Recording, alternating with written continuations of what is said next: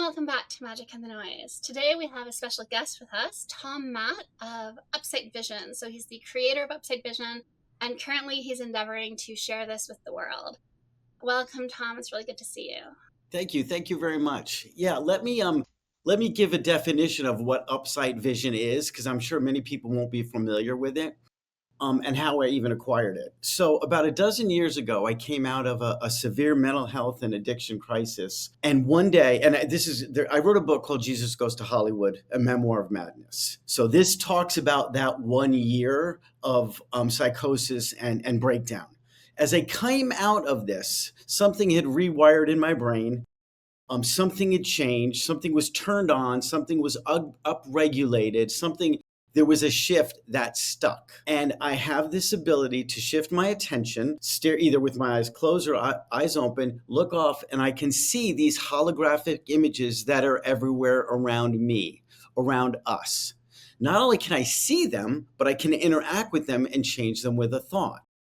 So it's not only the ability to see them, it's the ability that like you have an influence, I can influence them. And not only that, but there's an intelligence behind these images. So Upsight Vision is the ability to do that. The place that I go to, now there's many names, I shouldn't say a million, Akashic Record, the Newosphere, I call it the organic metaverse. That's the place that I surf, right? When I want to remote view or astral project. It is the place that I can look at and stare at, David, like you said, for hours at a time if I feel like it, and just see what turns up. And I actually went to the Institute of Noetic Sciences. Are you familiar with ION's Dean Radin and the team up there?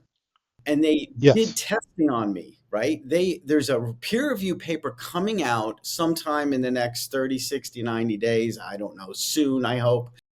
They hooked up my head to an EEG machine and I did 200 randomized tests, right? Because a lot of people are like, well, you're just hallucinating. You're just using your mind's eye. And it's not that.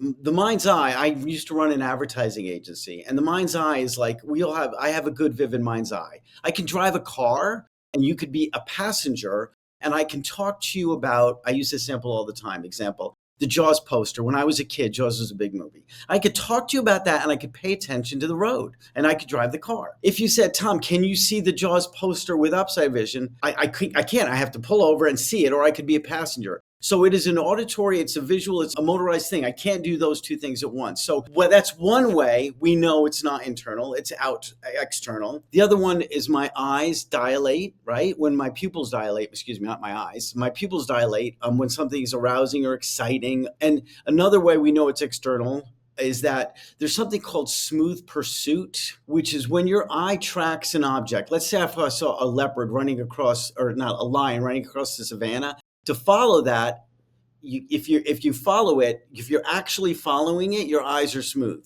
If I was faking it, or if you faked it, they jump. You have staccatic eye movement. So there's a number of ways. And the reason I had to come up with this is a dozen years ago when I was writing all these neuroscientists, because I was like, listen, something changed in my brain and it's really cool. I went through my life this way before. This is how it's different.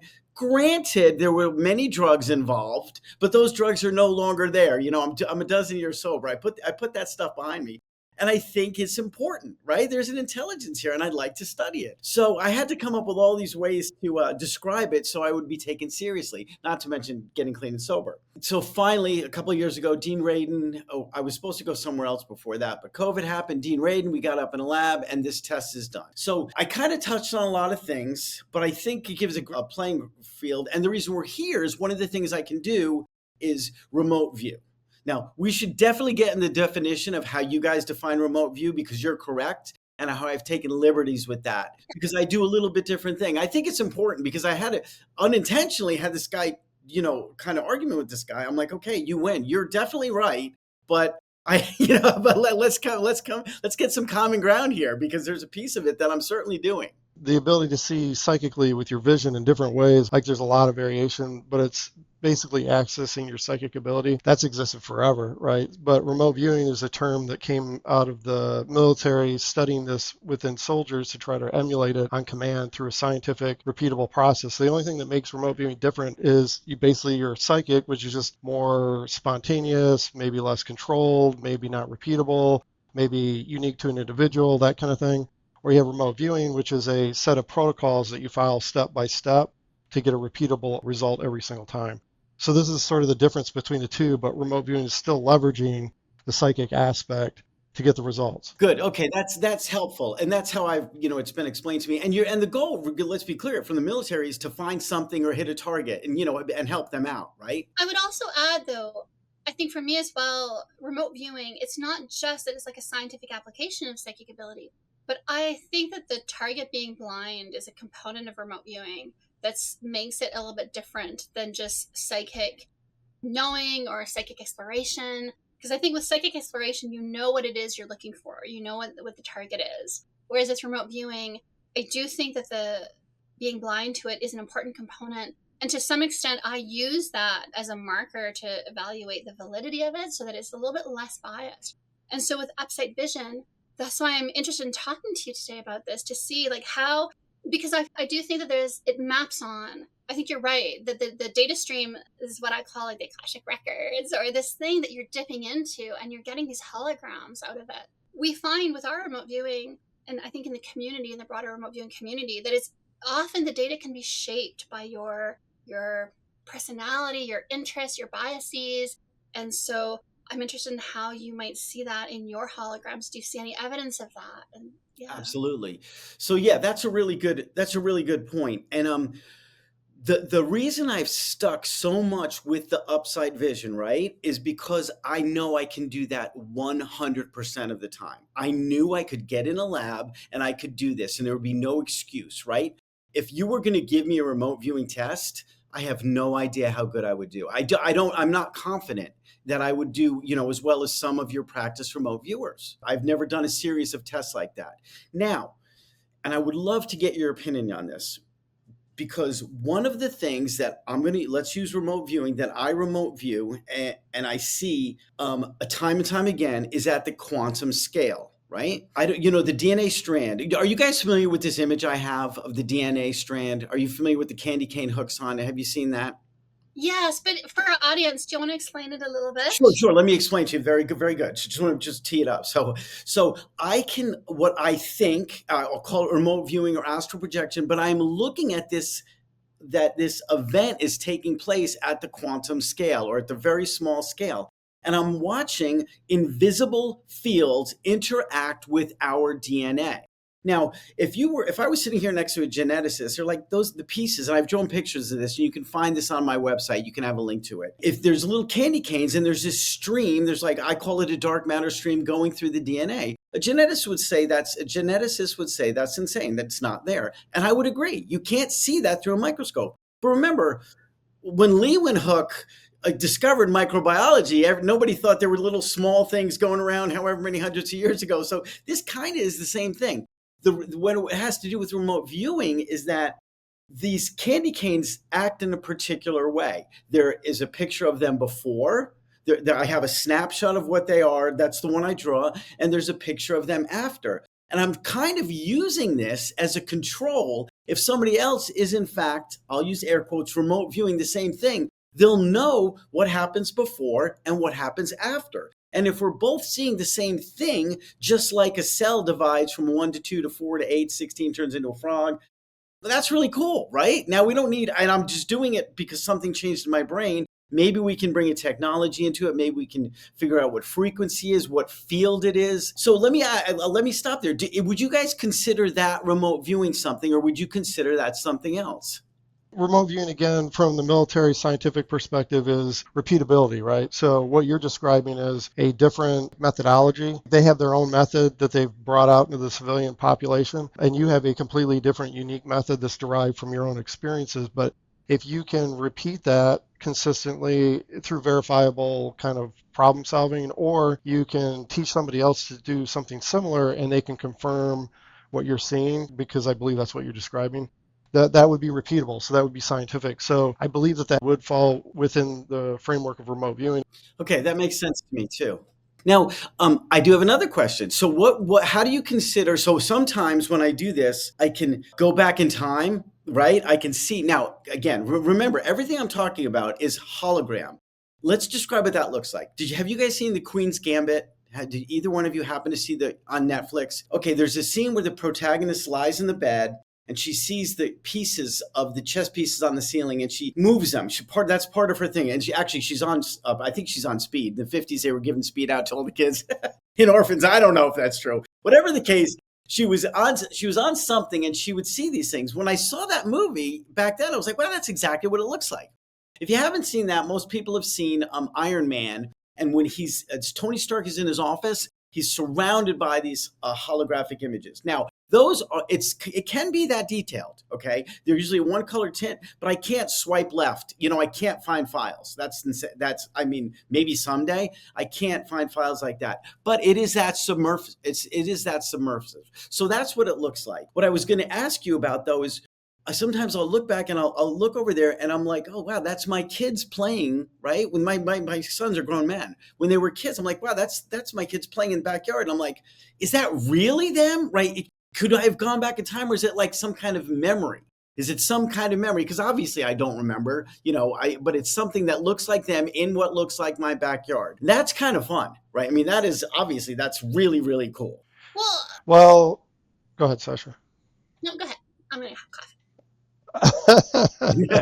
So in terms of remote viewing, if we look in that category, you can have what's called bilocation. So one of the things I would ask, when you see this holographic overlay, does it have a range or is it always consistent? Is it sometimes muted colors, bright colors, detail, less detail, foggy, clear, or is it always the same exact level of consistency? That's one thing I'm curious about. No, that's good. That's a good question. And it is all those things. It's very rarely, only 3 times have been full color. Right? Like imagine a full color image of Spider-Man. It's holographic, but it's full color, red, everything, like his outfit.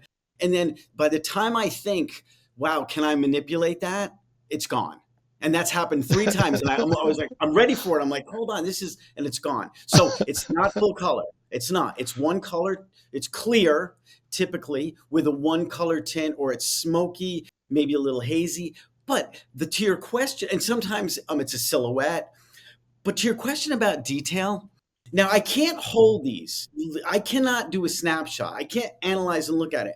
As it's there, nothing is static. So even if I have a side view of a human body cut away, like skull bones, I'm like, wow, that's a human body like you would see in an anatomy book from college or high school or whatever.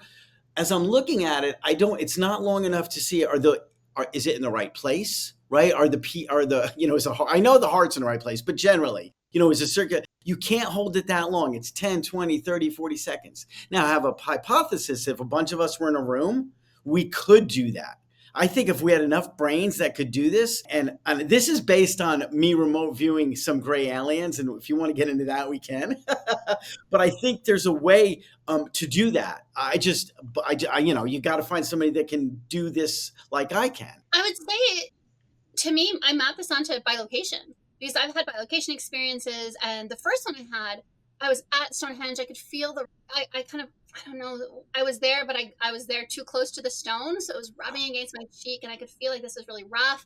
And I could see that the sun was just in the correct alignment in this little divot in the stone. So it was Stonehenge, I knew, but I wasn't at the actual Stonehenge. I was at the data about Stonehenge that was being interpreted through my body and my brain as a sensory experience.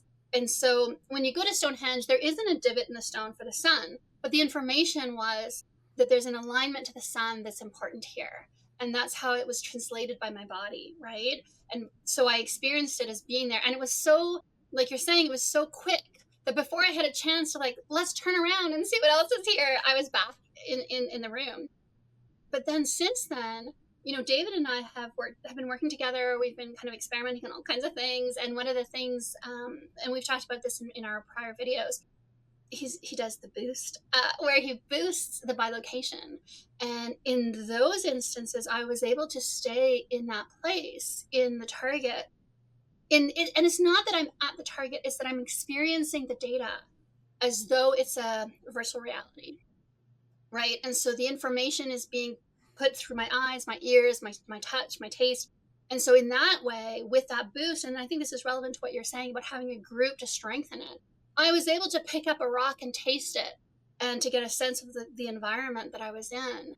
And so, yeah, so David, I'd like to hear your kind of perspective on all of this. Everything she just said, yes, it's very good information. Just to kind of go back to the idea of the quality, right? So when we're visually seeing with remote viewing, and I did a whole lecture on this, but it's only like 20 minutes, but I tried to explain to a beginner, like, what should you kind of expect to experience? And it can range from just like line drawings that you just see basically like blackness and then like a white line, or it could be inverted the other way around, white on black, but it's just simply a line drawing. You can then start to move into what looks like shadowy stuff, murky, shadowy movement. This could be particles. This could be interpreted different kinds of ways, like clouds or particles or whatever. But you start to get levels of depth out of that. Usually it starts flat, but then when you work with it more, it starts to have more depth to it. And it usually starts out as black and white, and then it starts to move to color. And then from there, you can start to move to more photographic level stuff. Like you'll see what looks more like a photograph. You can then go beyond that to what looks like you're looking through a window where you're not really exactly participating, but it looks like you're literally looking like outside to a window, like, holy cow, like that's real. Then you can move into this bilocation. The bilocation is actually where you feel like you're physically there. You can interact with the environment. And like Sasha said, one of the things, when I had one of them, one of the things I thought was so fascinating to me is that any of these visual information can come in. It can be literal, it can be metaphor, it can be a concept. But when you go to full bilocation, you're like, hey, I'm in this environment. You just assume that you're dealing with a literal thing. And what I found out in one case, like, no, I was dealing with a conceptual virtual environment. It was not literal whatsoever. It was actually trying to show me conceptual information. But the data quality was at a level where it was like VR, and you're like, oh my God. So it's just like something you don't really expect. Well, so that sounds very like me. That's exactly that. You've just described how it feels to me. But everything you said is exactly how it feels, right? You feel like you're there, but you know you're not, and something are clear. Now, what's interesting is I can. It's the kind of thing I would hand in a test to you guys, and the picture would be so good, and you're like, "That's great. Look at that house. You wanted the house on Main Street, and I've given you the house on Elm." Right. So the drawing is good, but it's still wrong. So I don't know how you get better at that. I have not put in the effort, energy, and time to get better at remote viewing because I'm still learning. And I know it sounds crazy after 12 years, but still learning about this upside vision, the holographic images. But I know that's in the future. I think, and this is a point I want to stress, not just for the purpose of our conversation, but for the audience, for the remote viewing community, because I think it's something that's very misunderstood by a lot of remote viewers.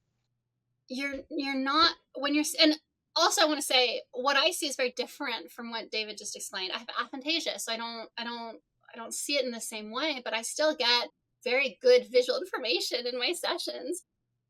But one of the things I think is important to stress as often as possible is the data is information, let's say, or meaning about a house maybe. But then it's you're being given this information, and to my understanding, this is not encoded for humans. It's encoded for its own purposes. And we're just kind of hijacking the signal. We're dipping into something. And then that has to be translated into something that our sensory apparatus can decode, can make sense of.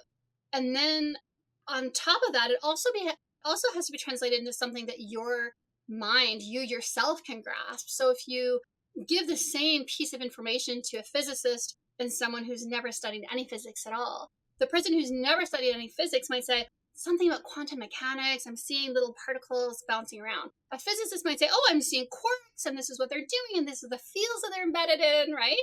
And so the idea of like, you get the wrong house, you get the house on Elm Street instead of Oak Street or whatever it is. I think it's not that the data stream, and that's the name that I use, it's not that the data stream is giving you wrong information. It's giving you information, but that has to be parsed through, in your case, a visual data to form the hologram. And then your own expectations, your own kind of knowledge base helps to build that hologram. And for the remote viewer, it helps you to build that piece of data that you're then recording onto your page.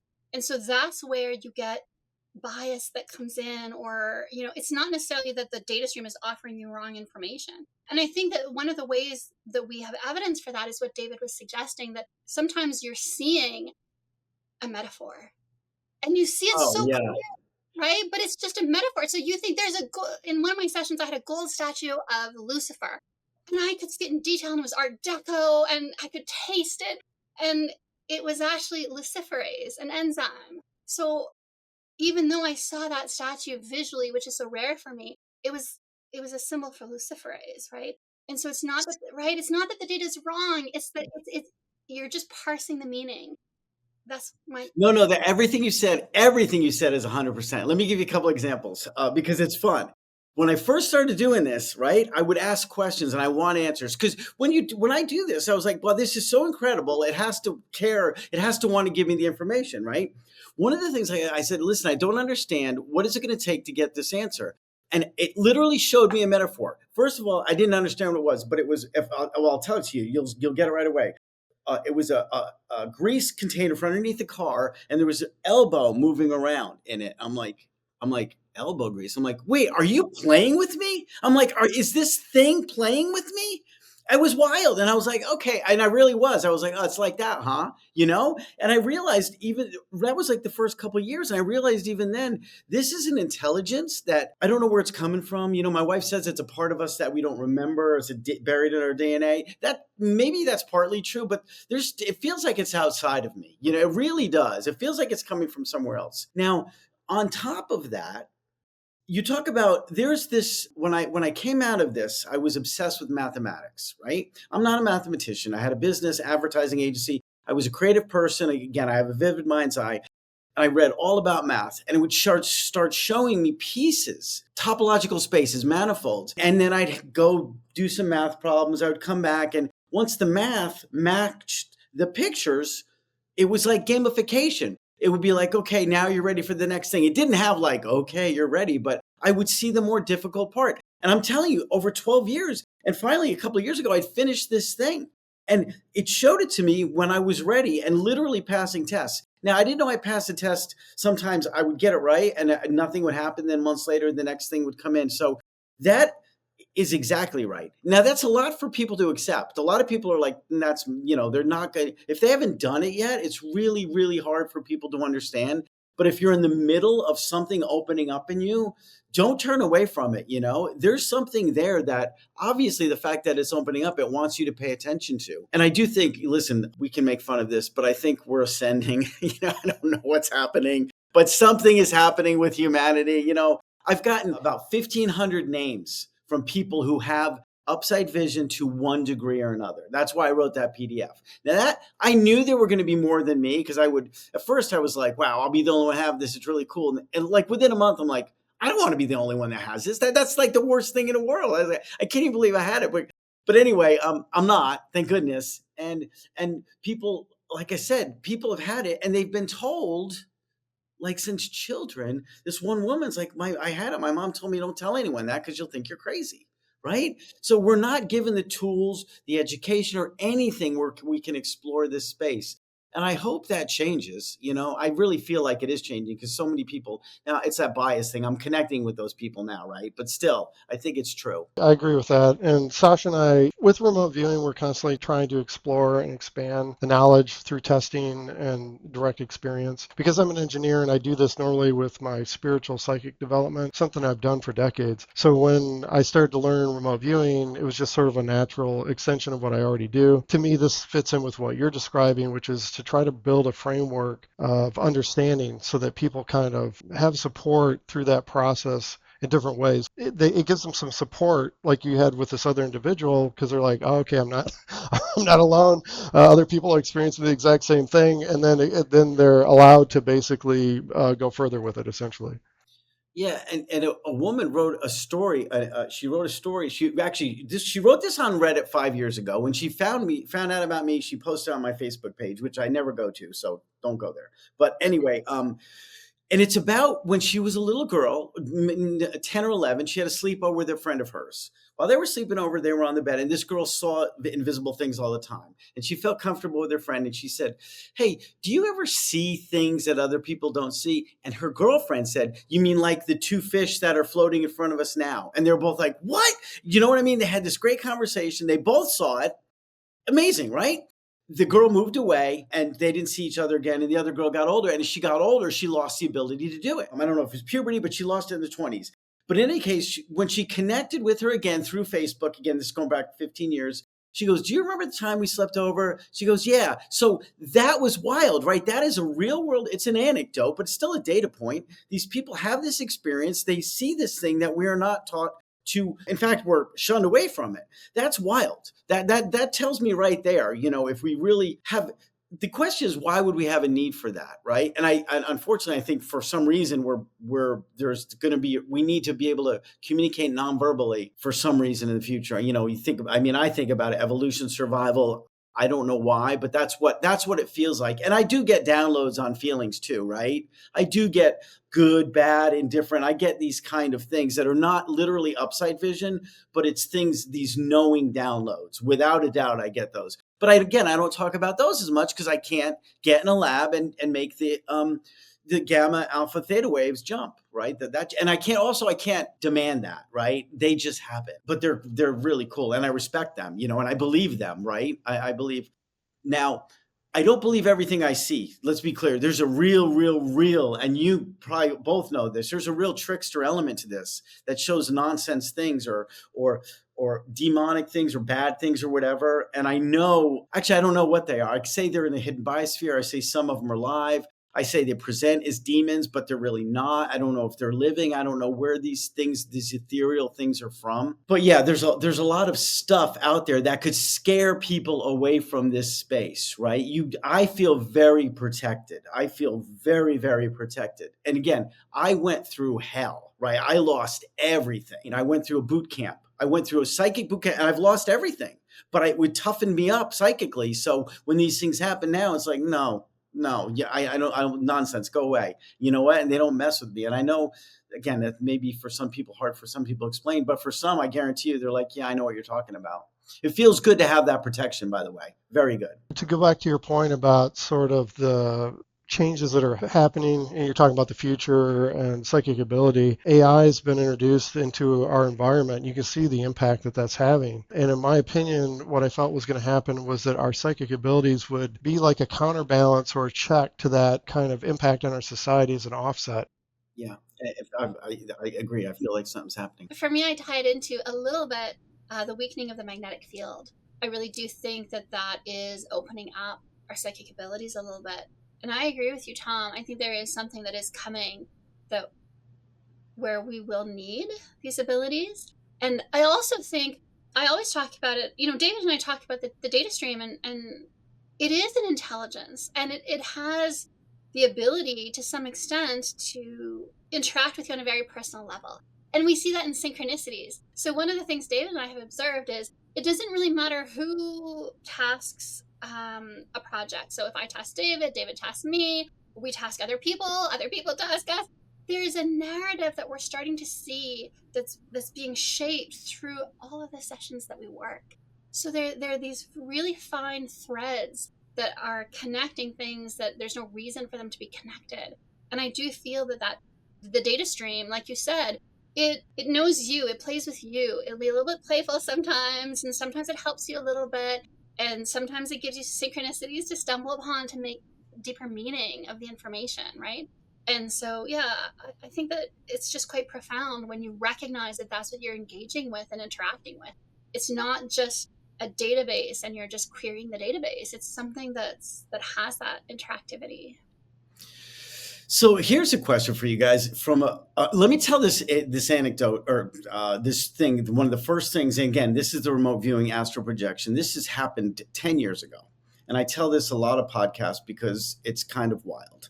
It's still even wild now. I've told the story many times. So I'm remote viewing, whatever. I'm sitting there looking in space, and all of a sudden I come across this ship, and then I'm on the ship.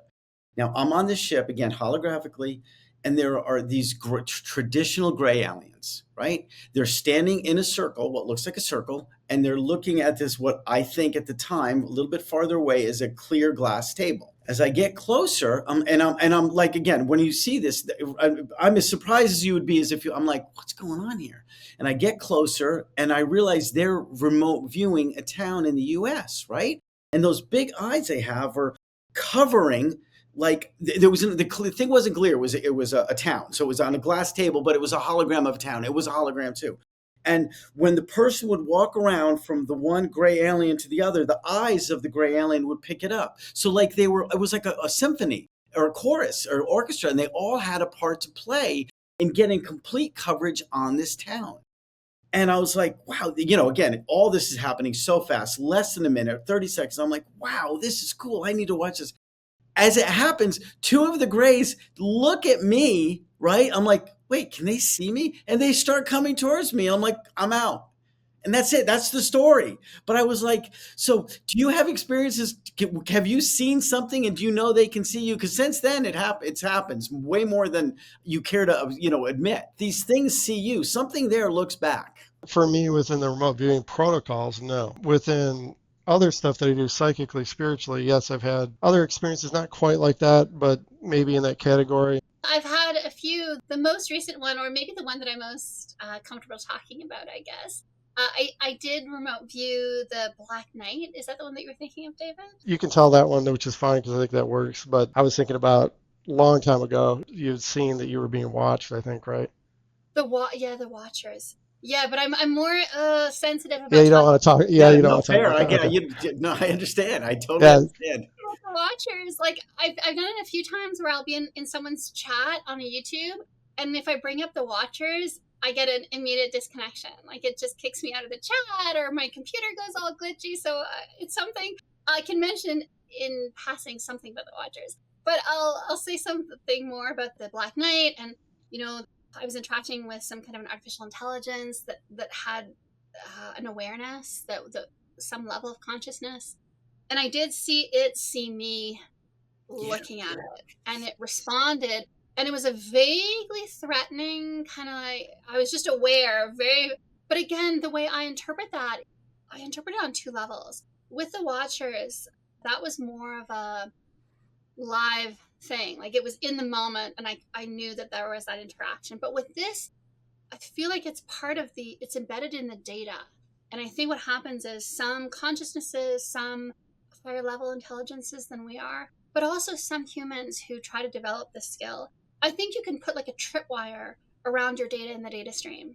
And so if someone is trying to remote view me, if they edge into my data, it trips the wire, and then it brings my attention to them, who's looking at my data in the data stream. And then I can decide, do I want that person, that viewer, or that psychic looking at this information? And if yes, I can just ignore it and they have access to my data. But if no, then I can choose how I want to respond. And so I suspect that alien non-human intelligences that are more sophisticated, and even some combinations of artificial intelligence with consciousness, I think those are set up in a way that they have protections around their data. And so that's why I think when you're accessing their data, they see you, and they may kick you out of that hologram, right? No, and that's and make no mistake, I liken it to going to. I think I wrote about this in the PDF. Going to the Amazon jungle, right? You are in the Amazon. There's obviously organic biological material there, but in this place there are things that have intelligence. Sometimes they make eye contact with me, and it is like, it can be interesting. Mostly it's just benign. Mostly it's like if something is aware of you, like in the jungle, right? It's like, okay, a bird sees you, it doesn't care, right? But every once in a while, there's this menacing look, and you're like, all right, and I know, I'm like, I'm out. Mostly, I don't need this. I don't need this. I didn't, So these things happen. And I know there's skeptics out there. And I want to say something about this too, because I'm intrigued by the skeptics so much even about the remote viewing ability, right?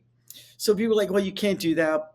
Again, even though the military and it's proven, there's still skeptics. And here's my thought on the skeptics. I would love to hear what your thoughts are. So if you want to get good at anything, right? Let's say Steph Curry plays basketball, he hits 3 points. You have to practice and you have to believe you're going to get good, right? You have to believe that this is going to work. You have to practice at it and believe it. You can't, for something like this, just do it. People that don't believe in remote viewing, they've stepped out of the thing because it's the belief thing, as if that's the only thing you have to do. If they don't believe it, oh, that's nonsense, I don't believe it. If you take it to any other ability or activity, you have to practice at it too. Belief is just one part, right? You can believe you're going to do it and still not do it. It doesn't mean it can't happen. It just means you haven't gotten to that ability yet. And I think there's a lot of people out there, and I will say this, really smart people, right? Really smart people that just dismiss it because they're so smart. They know better, right? They're materialists, whatever, physicalists. They just know it's nonsense. That, I think, is going to be one of the maybe challenges / opportunities over the next coming future, because somebody that does make that shift could be the biggest advocate for something like this, right? For sure. Yeah, David, do you want to jump in here? I agree with that. There were scientific studies, if I'm not mistaken, that were done on pessimists and optimists. And essentially, they found the optimists are creating a better life for themselves, if you want to call it creating good luck, just through that mindset. And the pessimists were the opposite; they had horrible lives. So, in terms of your mindset having an impact on whatever it is you're doing, and this being, the point of focus, it would affect that dramatically. On top of exactly what you said, you can't just, okay, I'm going to be an optimist about this approach. Okay, that's you've gotten past the first gate. Now you actually have to do some work, which might require work on yourself in order to achieve a certain level of competency with it before you can actually evaluate it. And most people they just give up super fast. So yeah, I totally agree with you on that one. And I think the correlation between what we consider smart people and skepticism, this is my experience, especially in academia. There are two different types of people that you find in graduate programs. You find a few very intelligent people, and they do it, they enjoy it, they do the work. And then you have people who are not actually that intelligent or as intelligent, but they work hard. They study every minute of the day. They spend every moment researching their thesis, writing their thesis. Whereas the really intelligent people, they go out, they have a couple drinks, and then they go home, and then they get their paper written, and then they submit it, and they still get a better mark, right? They still get better performance. So I think what's happened is it's twofold. One, we've allowed society to mistake education for intelligence. So we think if someone has a degree, they must be so much more intelligent than me. And then the other thing is, and this to me stunted my development of my psychic ability for quite a while. When you're smart and you get rewarded, because I think especially if you're smart and you're a little bit weird and maybe you get bullied, maybe social life is hard for you as a child, but you get rewarded by the teacher. Oh, good job. You gave the right answer to the question. I think you start wanting to just give the right answer all the time, because that's where you feel safe, and that's where you get the gold stars, right? And so we have all these people who come out of academia. They can't think for themselves.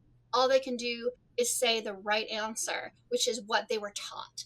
If it's in a book, then it's true and it's correct. And that's that materialist reductionism, right? That's infecting academia. And that's where you have these skeptics who say, it doesn't matter how much data you show them. Dean Radin does all these studies showing that there's an effect here. There's something going on. But they don't want to look at it because it's not in their textbooks. And I think there's this fear of the only reason people think they're smart is because they've memorized all this information.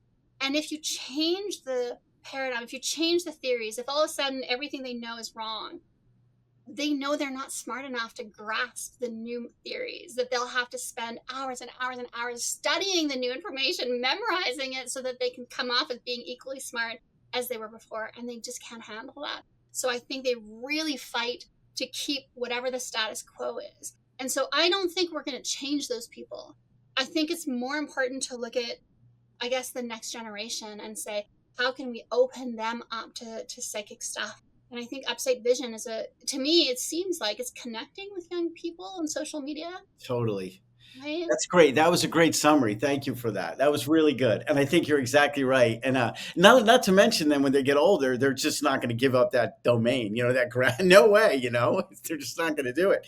Now, here's a hypothesis that I have, and I don't know if we can prove it. So during my lost year, 2012, tons of drugs, alcohol, weed, anything you could do. I didn't talk to anybody. Right, I walked out on my wife and kids because I thought my business was a front for another business. I thought my kids were aliens, and I literally walked down a thriving business. Right, and I had my headphones in.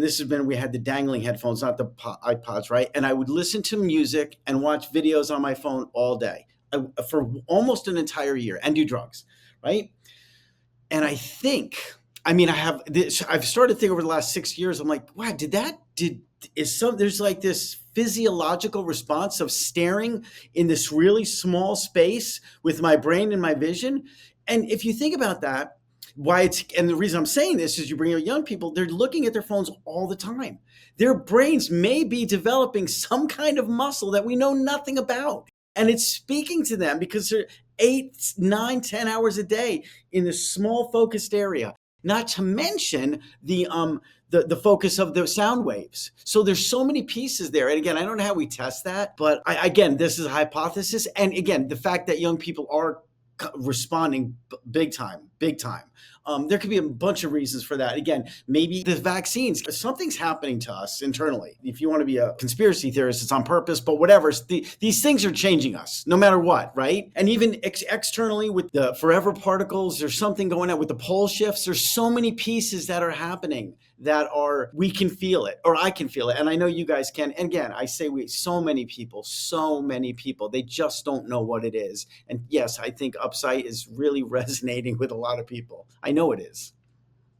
Yeah, and that's exciting. I think it's such a positive development for society in general.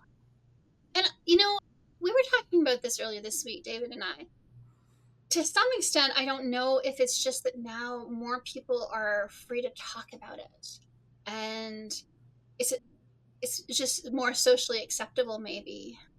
Well, did you see the telepathy tapes? Have you guys are you familiar with the telepathy tapes, right? These autistic nonverbal kids are communicating with their moms or dads nonverbally. The place they call it, I call it the organic metaverse. They call it the hill. They meet on the hill. There is this space. And did you say that they're less afraid to talk about it now or more afraid to talk about it now? Did you say that people are more willing to open up or still less willing? I think maybe more. I think social media has created these enclaves where you can go and find like-minded individuals. Yeah. Whereas before, you kind of had to go with the flow of whoever you happened to be born around. So if your community was a little bit more rigid, you had to be. Now people go online, they find other people who believe what they believe, who've had Upsight Vision experiences as well. And so I think that that's opening us up a bit, because before you'd be maybe stigmatized and maybe socially shunned if you were talking about all this weird stuff. Whereas now you don't care, because you can say, okay, maybe the people in my life are shunning me, but I can go online and I have this huge community there that accepts me and validates my experiences. That's one of the positives of social media. David, what do you think?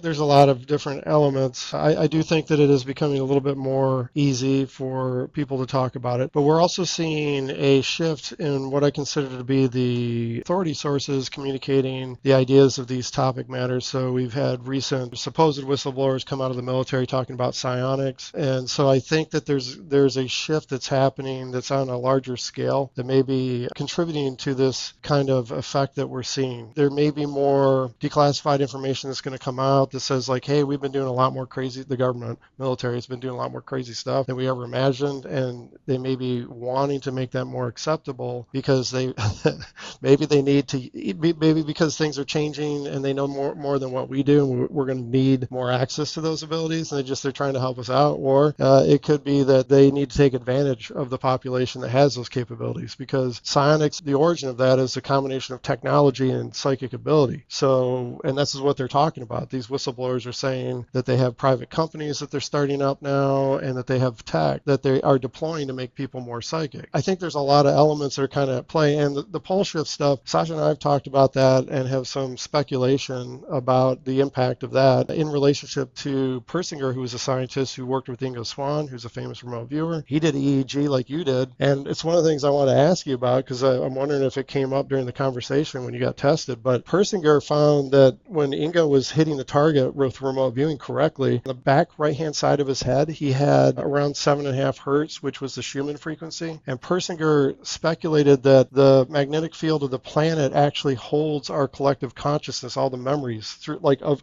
all time. Like, it has mathematically the capability to do that. And that Ingo is connecting, when he got into this right state, he's locking into the Schumann, which allowed him access to this database, essentially. And so I'm wondering, when you were tested with the EEG, did any of those conversations come up? So yeah, that's a good segue. So no, the answer is no. That didn't happen. But was really interesting. There was, and you can go to my website and you can find a link to this paper, this preprint, if you want to. The theta brain state is the brain state that is active with mediums and stuff like that. They know people that the theta state is very active. Now, when I went there, I made the assumption, I'm like, okay, and that's also the lucid dreaming state, right? I'm like, you know what? That's going to be the big one.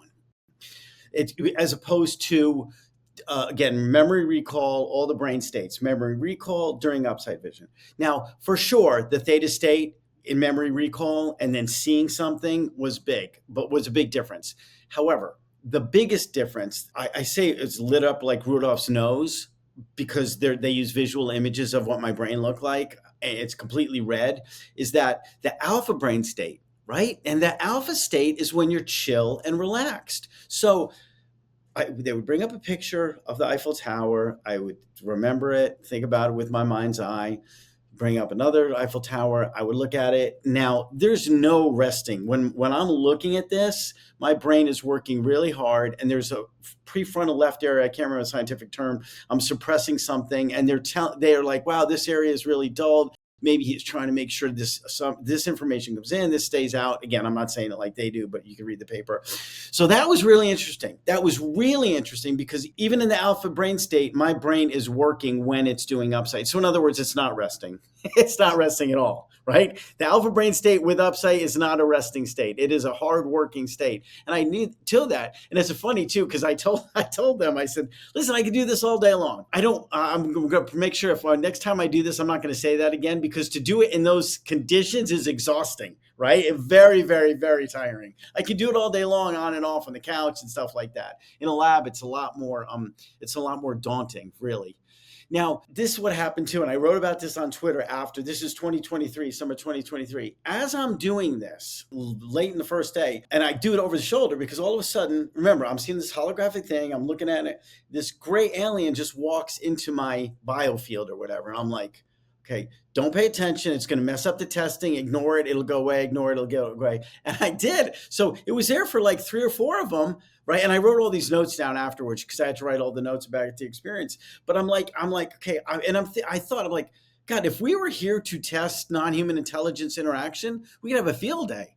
But I knew it was going to mess with the results of what I was doing. But that was wild. So I think what happens when I'm in this state, it's almost like my voice. If you can hear my voice, you're like, hey, what's going on over there? You can come and look. When I'm in the state, I think things in the area, creatures, whatever you want to call them, pay attention, I don't know. It was pretty wild. It was pretty wild. Yeah, the whole thing, that's fascinating. And when you bring up the alpha state, that was the state, that 7.5 hertz or whatever it was, the Schumann is actually in the alpha. And my understanding is that same frequency is found when you're actually sleeping and dreaming. And when we go to people like Tesla or Edison, I think it was Edison's actually, he would fall asleep, and when he would wake up, he would have the information. I think that when you sleep and when you're doing something like remote viewing or what you're doing, I think that you're probably accessing a similar mechanism, is my guess. But I do find it to be absolutely fascinating that you were in the alpha state when you were able to do what you do. Well, in terms of when you're in that state and you're more of a conduit for the information, and in terms of things noticing. So this, I don't know if we'll keep it in or not. Maybe we'll edit this out, but I will say I know what the watchers. My experience with them was I reached a certain level of accessing data. And they saw me at that level, and they were like, what are you doing here? Like, I don't think, like, you're not really supposed to be up here. How did you get up here? And then I immediately fell back down, and it was such an interesting experience because I felt they understood that they're like monitoring, right? And they don't expect humans to be able to reach that certain level of awareness, of seeing, of interacting with the data stream. And if you do, they notice you. That's their job. They're surveilling. And then they, I think that they at that point evaluate you to assess, is it okay that this human is up here? Do we need to smack them back down, or we're just going to observe and see what they do with this? I feel like that was my. That feels right to me. It really does. It really, really does. It feels exactly right. When this is a non-human intelligence story. This is another type of being. It's almost like, I don't know if you know the Egyptian Thoth, that one being with the bird face.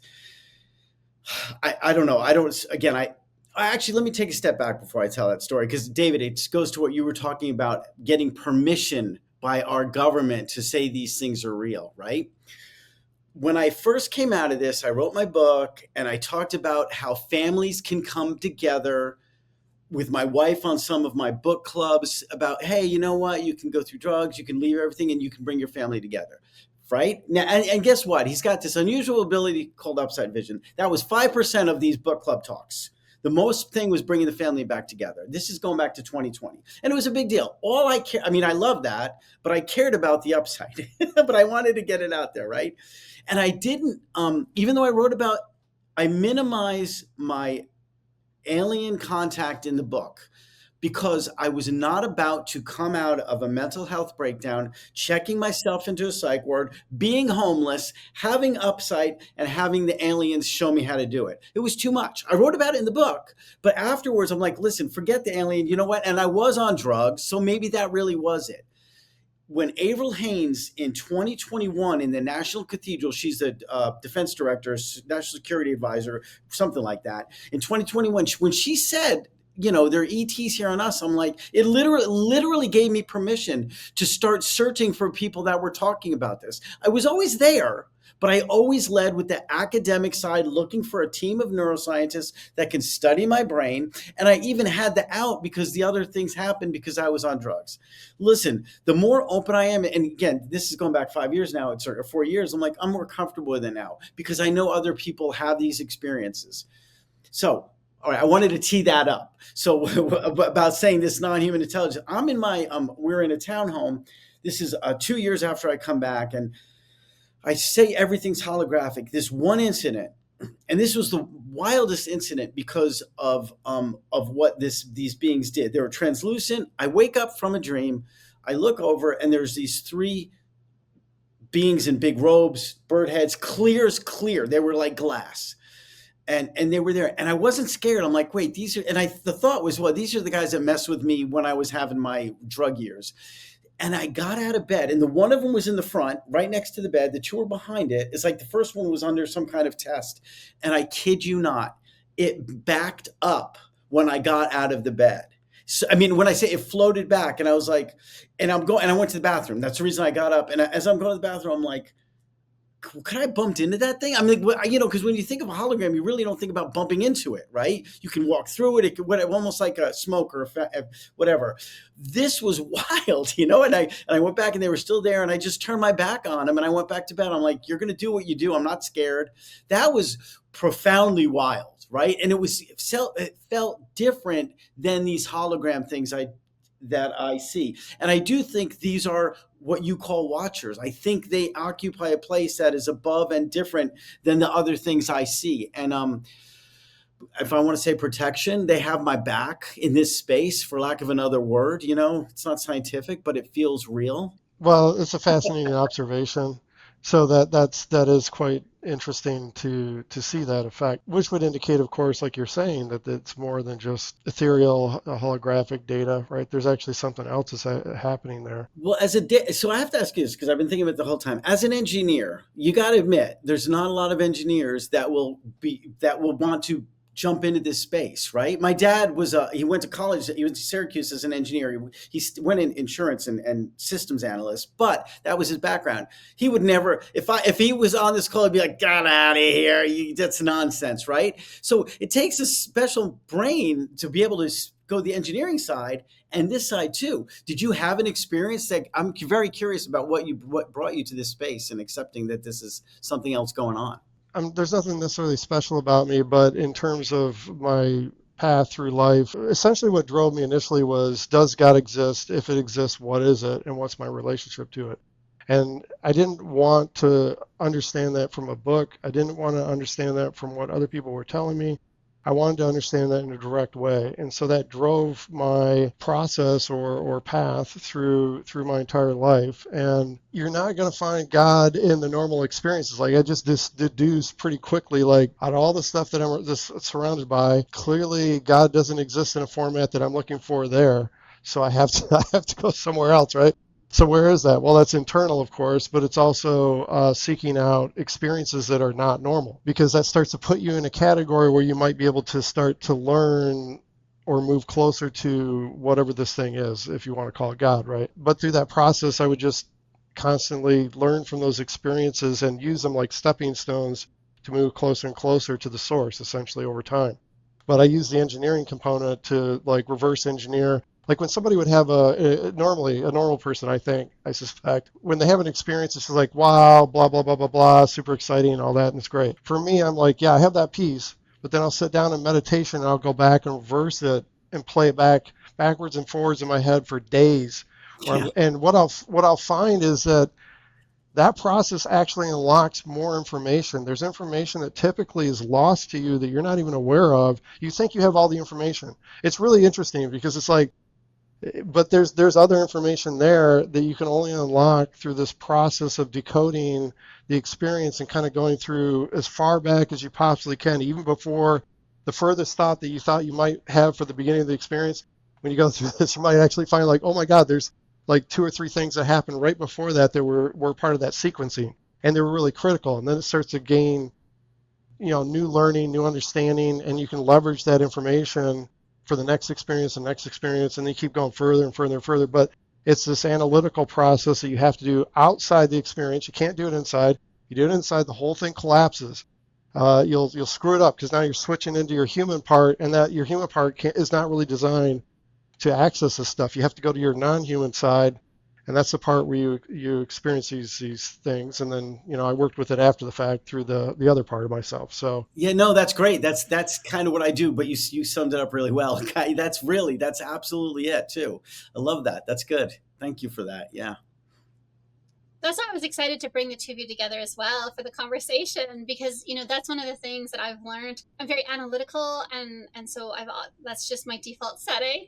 And so it's been really good and helpful to me to work with David, because he does have that engineering perspective. So where he tears things apart and tries to figure out how it all works. And so for me, having that, and then my own like analysis and how I break things down, I really think that's part of why we've been able to push our remote viewing forward as much as we have. And with Upsight Vision, I think that's what I found interesting. And that's why I reached out to you, was because it's not just that you're kind of having these visions, let's say, you're understanding that these are holographic, and you're wanting to understand how it works, and you're trying to tear it apart and say, okay, what is going on? What does it mean? How do we replicate this? How can other people have these experiences?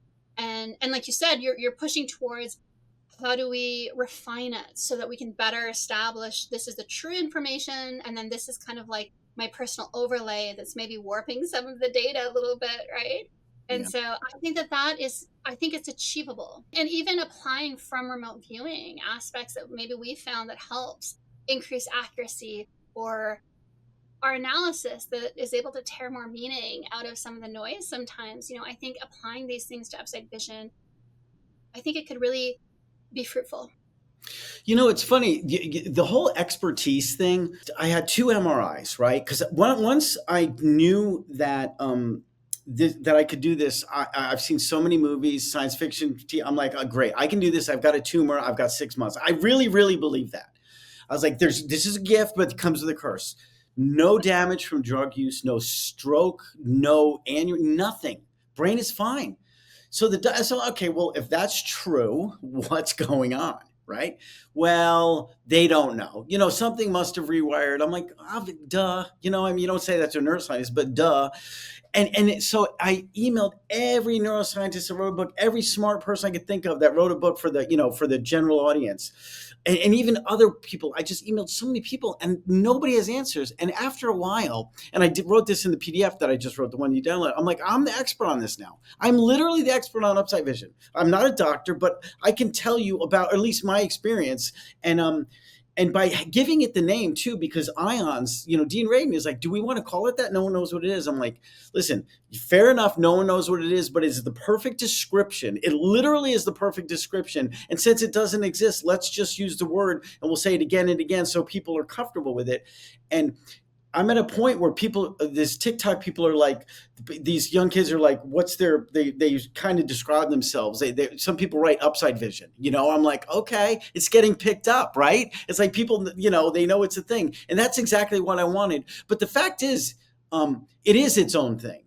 Now, are you guys familiar with Dr. Diane Pasulka? She's a religious and UFO studies professor. She's kind of well known in the community. And I took a class from hers a couple of years ago, and I sent her an email. I said, listen, have you ever heard of anything like I'm experiencing in any of your studies, in the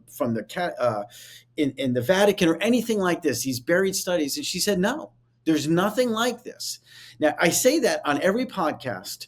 One guy finally sent me an email, and then nobody comes forward because there's no literature. Or again, I'm not convinced there's not, but it hasn't happened yet. But there's a guy that did send me something, and I can't remember his name, but he was sending it about 2 weeks ago. There was one guy that he said he could see these things holographically, and he would download it. Now, I looked into him a little bit, and there's not a lot of literature, and I can't remember what the mystic's name was, but I think he was like a Muslim, and it was like 400 years ago. But fair. I think something else will come forward, but the fact that there's not a lot of it is telling. The fact that there's not a lot of this. Don't get me wrong. There's third eye, obviously. There's remote viewing, but not specifically like this. Yeah, for me, this is not something I want on the air, so I'll cut this piece out. It's the only way I can really explain it quickly. I have hit a certain level of enlightenment. So if you want to talk about the Buddhists and how they do it to a similar degree. So to me, it's all development. Anybody can do this. Like, this is the way I think. Like, it's just a path of basically maturity and development, and that people can gain different capabilities and understanding and all this other kind of stuff. If I use a singular word to describe enlightenment, I would say unification. That's what it is. I can get more complicated and all this other stuff and get all sorts of details, but unification really is what it is. And when I get into this more unified state, I can see reality change around me. I wouldn't call it a hologram, because I've had other experiences where it is like overlays, like remote viewing. A lot of times is more like an overlay until you go to bilocation. But this is like open-eyed. You're sitting in a park, and in one case, it was so extreme. It was like a window opened up. I could see the same park in a completely different time frame, like 100% real. It's the same park, it's just a different time frame. And so it's like it's cloudy and windy here, and over there it's sunlit. And I'm feeling the breeze moving, but I'm not seeing anything moving over there, but I can feel it over here. It was really interesting. That was super extreme, but that same process, I can basically do it on command. At this point, I'll see the environment change where I'm in, jungles, I'm in all sorts of different places.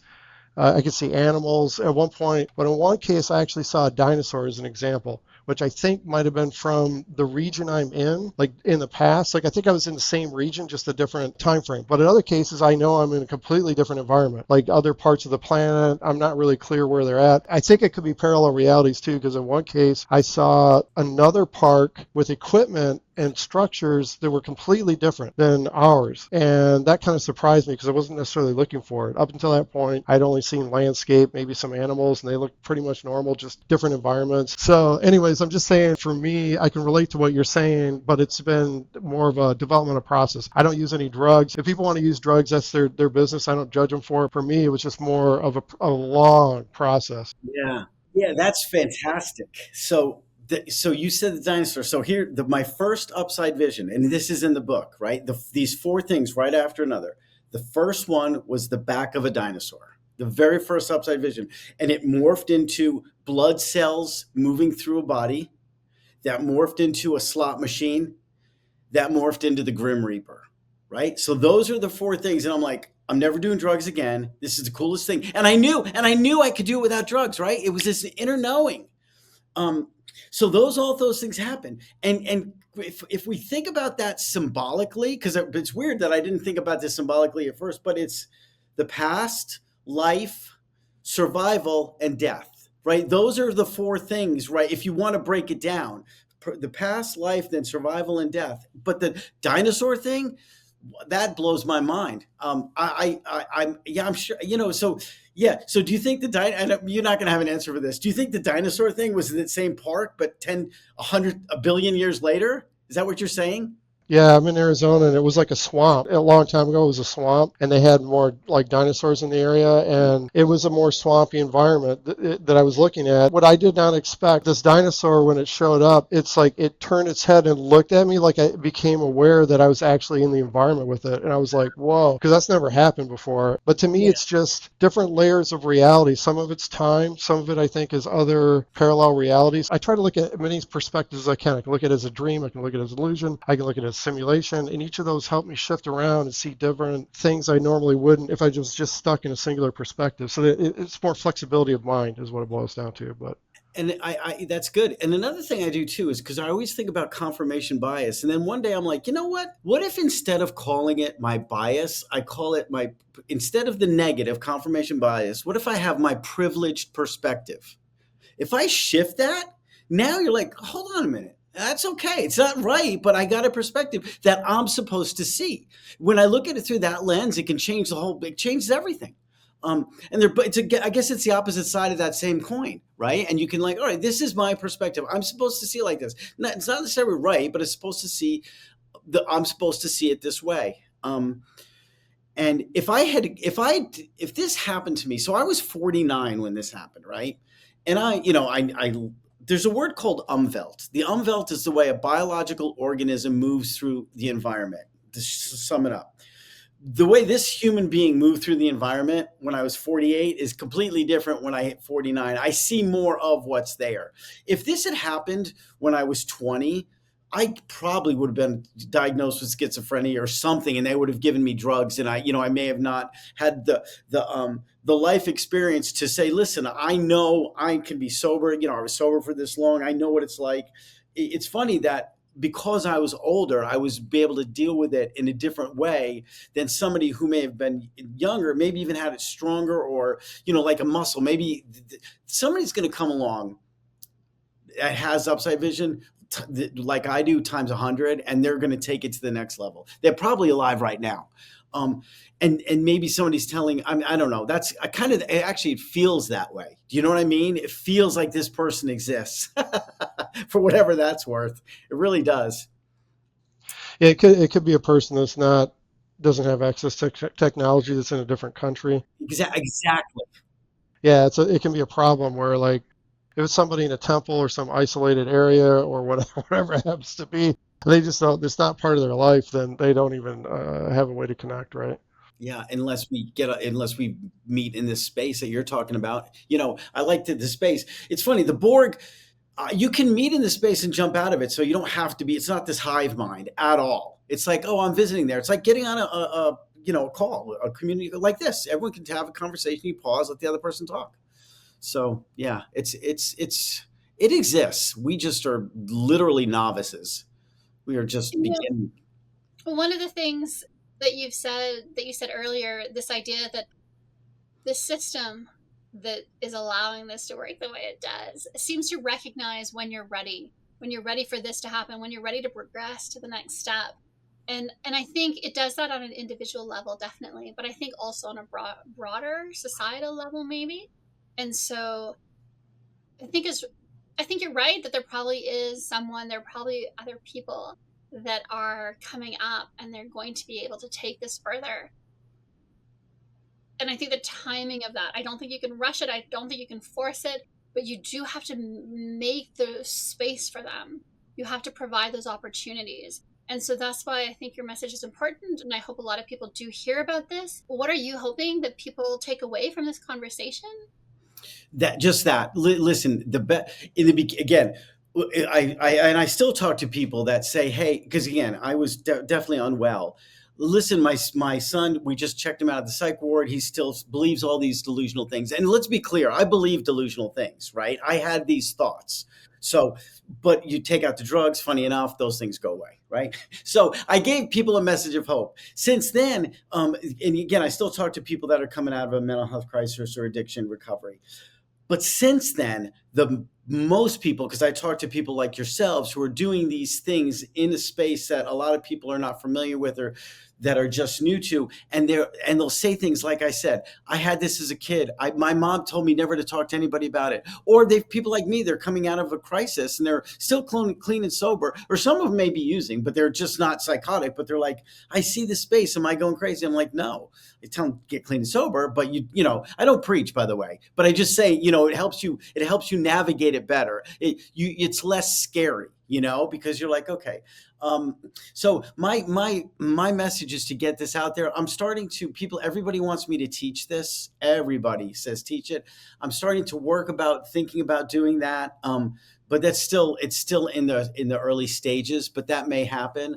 If you want to look at my book, Jesus Goes to Hollywood, Memoir of Madness, it's on Amazon. You can watch my YouTube video. It talks about this whole space. And you could just go to my website and see some of the other podcasts I've done and interviews if you want. But yeah, this has been great, guys. I appreciate it. This was very enlightening. I got a lot out of it, which I always like to do. You guys definitely have a understanding of this, and it's always good to know. And it's not always the case that your hosts know what they're talking about. Yeah, I understand. Thank you. I really appreciate you sharing your perspective and your experiences with us. It's quite fascinating and does plug into the things that we work with. So it's quite interesting.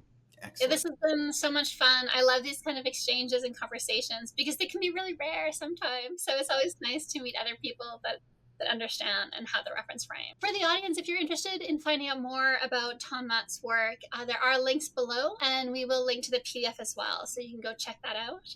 And we just wanted to say a final thank you so much, Tom, for taking the time and speaking with us today. Yeah, thank you both. It's been a pleasure. Thank you. Appreciate it.